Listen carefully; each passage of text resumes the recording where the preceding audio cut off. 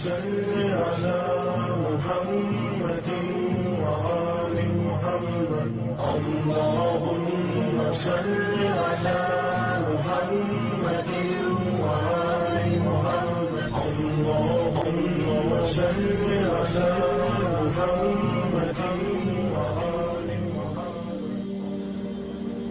war which is coming, the big nuclear war which is coming, to which we'll refer subsequently inshallah, is meant to deliver to Israel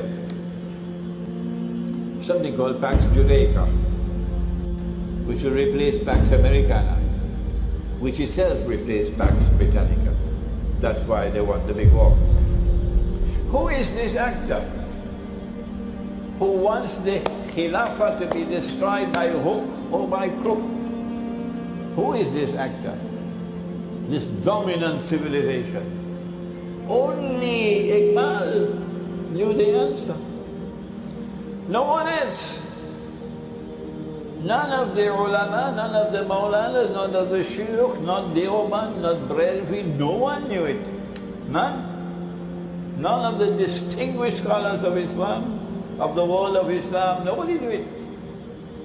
With the possible exception of Sayyid Nursi, Badi'u Zaman of Turkey. But Iqbal it was who said, and I now have to quote him again in Urdu, and they can't take it away from him. You can't do it. It's there. खुल गए याजूज और माजूज के लश्कर तमाम. Some of you will say, oh, we heard this before, you know. We never thought about it. खुल गए याजूज और माजूज के लश्कर तमाम. All the forces of Gog and Magog have now been released. It's not just that they have been released from behind the barrier built by Zulqarnain in Surah Al-Kahf of the Qur'an. More than that. They've all been released and they've all spread out over the world. Khul gaye Ya'juj aur Ma'juj ke lashkar tamam. All. So this is the world order of Gog and Magog. That is what Iqbal is saying.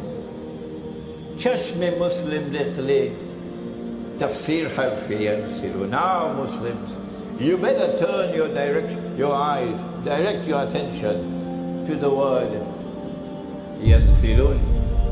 Direct your attention to the word yansiluun.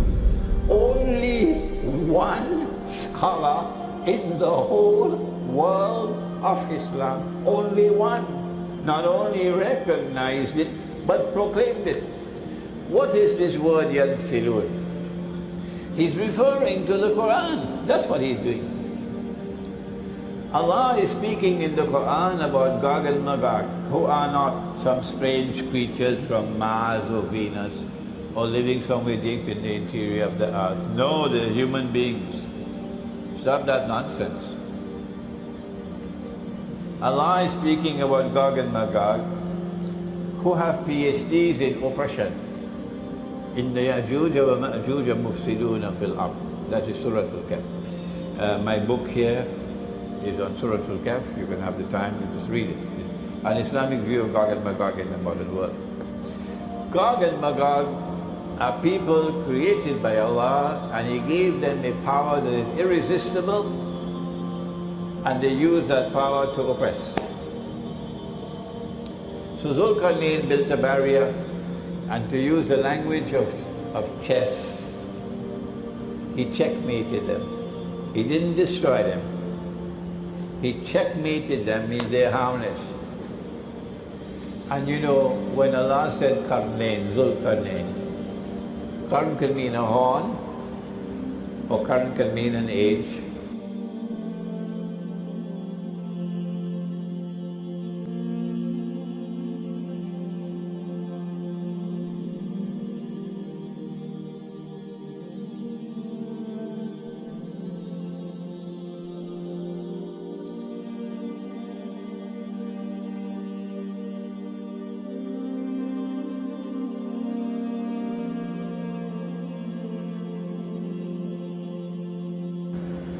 So Surah Al-Kahf is speaking about Zulqarnain, who will manifest power on 2 occasions. And on 2 occasions he's going to checkmate Gog and Magog. The first time he did it by building a barrier. And we know where it was located. From the Qur'an, do your homework. Where is my book? Yes, this one.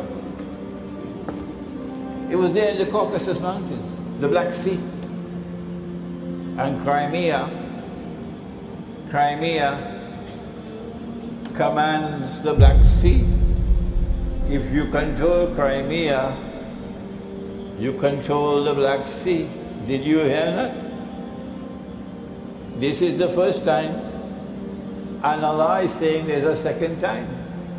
That power is going to re-emerge in that part of the world. And that power is going to do the same thing it did the first time.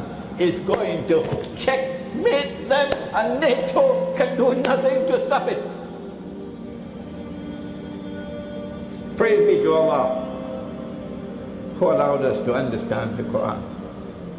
They're going to be checkmated as they were the first time. Iqbal is speaking about that Gog and Magog. And in Surah Al-Anbiya, there are 2 verses which end with the word yansiluun. Chashme Muslim dekhale tafsir harf yansiluun. In Surah Al-Anbiya, Allah says, وَحَرَامٌ عَلَى قَرْيَةٍ أَهْلَكْنَاهَا. Allah speaks of a town which He destroyed. And having destroyed that town, He expelled the people. And then placed a ban on them that they can never return to reclaim that town as their own. Until when? حتى إذا فتحت يأجوج ومأجوج. Until Gog and Magog are released. فتحت فتح, to open. Until Fatiha, Surah Al-Fatiha, opening. فتحت, until Gog and Magog are released. وهم من كل حدب ينسلون. And after being released, they spread out in all directions, taking control of the world in the world order of Gog and Magog. Iqbal recognized. Iqbal understood that Gog and Magog were released. Iqbal understood that we have lost the Khilafah because of Gog and Magog. And Iqbal knew that the Khilafah cannot be restored so long as Gog and Magog control the world. He knew it. And he said it. But I want to take you now back to that spot in the Caucasus Mountains, because we want to fine-tune our attempt to identify Gog and Magog. It is not sufficient to say that Gog and Magog are the European Christians and European Jews. No, because amongst the European Christians and European Jews, there will be those who become Muslims, there will be those who are our friends and allies. Do not make the mistake of declaring of all Jews that they are your enemies and all Christians, they are your enemies. That will be quite foolish. An American woman went to Israel and stood up in front of an Israeli bulldozer to protect a Palestinian home. And the bulldozer ran over her. The media, of course, buried it. Can you say of that woman that she is your enemy? Could you say of that woman that she is Gog and Magog, but she is white and she is American? So we will have peanuts in our heads if we make a blanket statement, all white people, or all Americans, or all Christians, or all Jews. Not at all. We have to look for a people who will eventually be moving from that northern area and moving towards Jerusalem.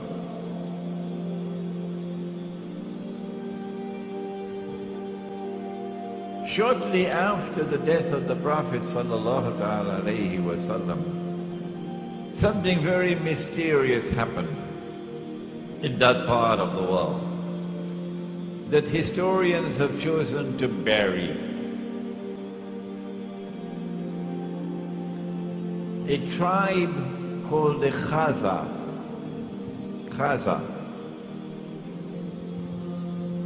chose to embrace Judaism.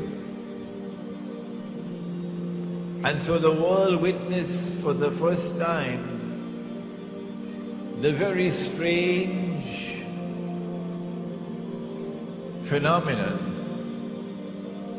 of a non-Semitic people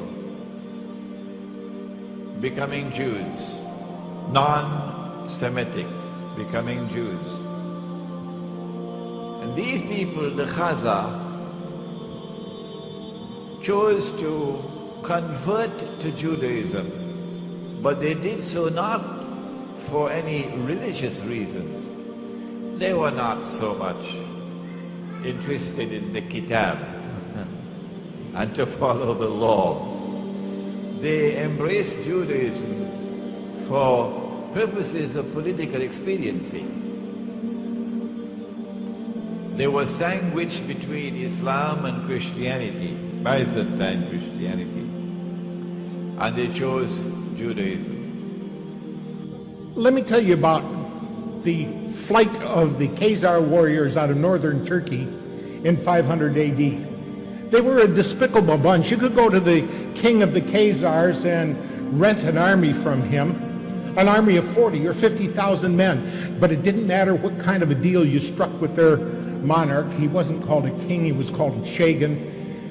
Once the battle was done, they rape and pillage.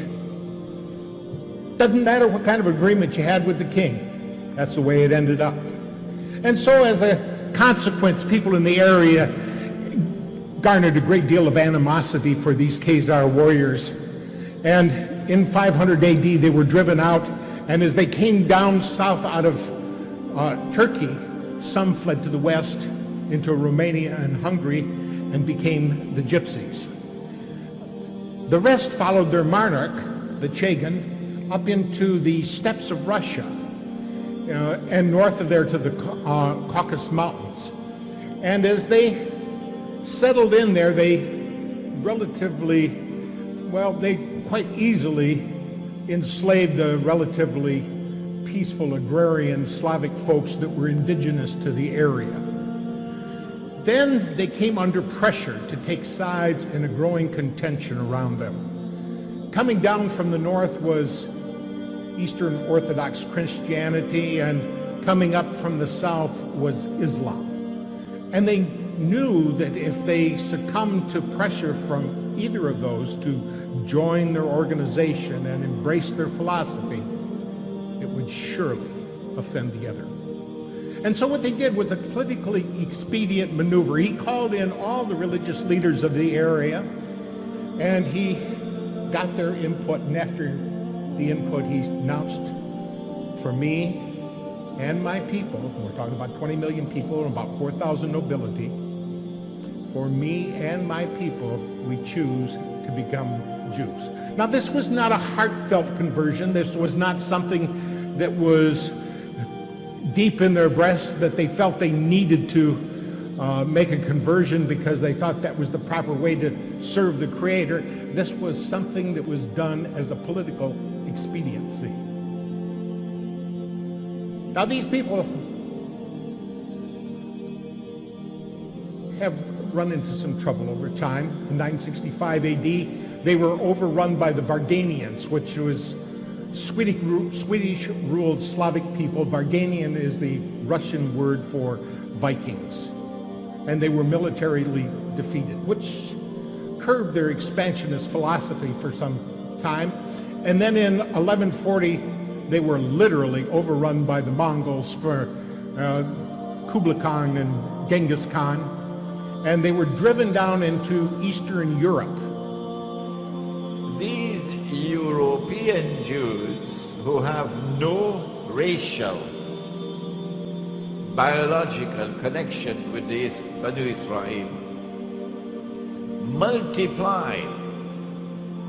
وهم من كل حدب ينسلون. Nasl, they multiplied and breeded to such an extent that today 9 in every 10 Jews in the world, 90% or more, are European Jews. They outnumber the Semitic Jews by 9 to 1 or 10 to 1. These European Jews, if you look at the list of names of Nobel Prizes for science, for literature, when you name it, you will find that these are people who far exceed the rest of mankind in their intellectual brilliance, in their academic achievements, in their scientific research.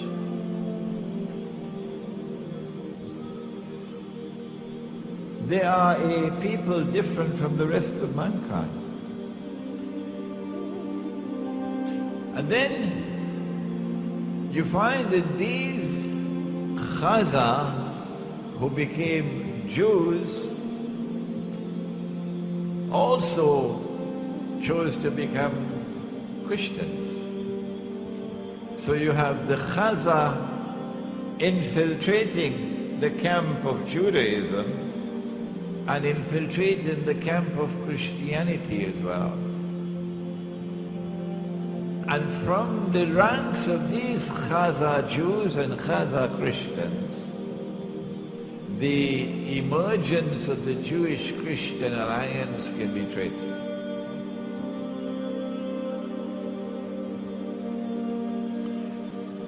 It is this Jewish-Christian alliance, Khaza, which eventually gives birth to the Zionist movement. The Zionist movement has absolutely nothing to do with Banu Israel. It is an essentially and an exclusively European achievement. Between 1918 and 1948, for 30 years, the Jews are allowed to return to the Holy Land. Not Banu Israel. Banu Israel are still in Yemen, and in Iraq, and in Iran, and in Morocco. No, these are white people who become Jews. They have no genetic links at all with Arabs. They're not cousins of the Arabs. They're not from Ishaq alayhi salam. And the Arabs are from Ismail alayhi salam. And so genetically linked as cousins. No. These European people have no genetic links whatsoever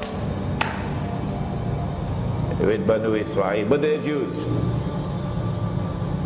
Allah Azza wa Jal will that the first of the destructions occur.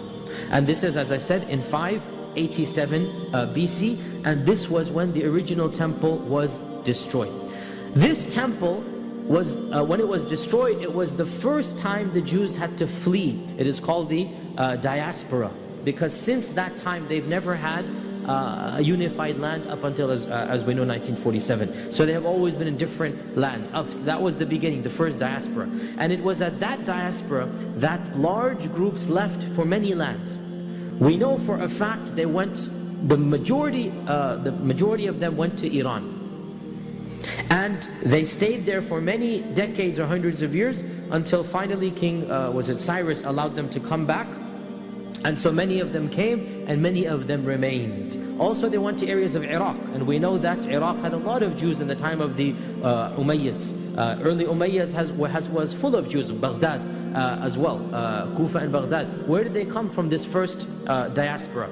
It is also said that some went to Yemen, but it appears that the majority of the Yemenite Jews are from the second expulsion, and Allah knows best. Do they go back that ancient or not? We know that Yemen had a lot of Jews in it. We know this up until now. There were Jews until 1947, and the Yemeni Jews and the Falasha of Ethiopia are of course related. They are in fact the same branch. So from Yemen they then went to Habash or Ethiopia, so those two are also the branch of the Yahud. After the coming of Isa ibn Maryam, after the coming of Jesus Christ, under the Emperor Titus in 70 CE, under the Emperor Titus in 70 CE, there was a second destruction of the temple, and this led to a second diaspora.